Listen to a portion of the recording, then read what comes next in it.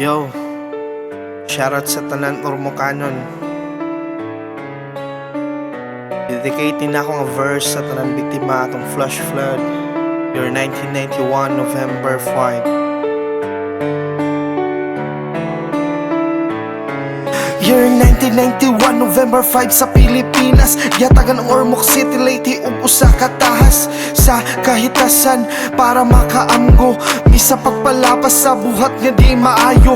1, 2, Bagyo, human medyo mililaw. Kampantira kaayo, mitanan sa mong paminaw. Apag sa kalit na lang nga miraga sa ang tubig. Minagili sa nakbayan, gikan sa taas na bukid. Kaywa na makaya, salasang na mong upaw na. Bunga ng pagbaha, maong naitabugid ang trahedya nga mikutlo. Libo ka kinabuhi sa among kadugo. Bisag gamay, wa mi katunga katumahitabo. Mga bako ug dangoy-ngoy, luha sa mata. Kaguong emosyon gibilin niya namog na sa trahedya nga nahimong leksyon. Aron ni makamatlon sa sayop nga sistemang angay na di napadayunon.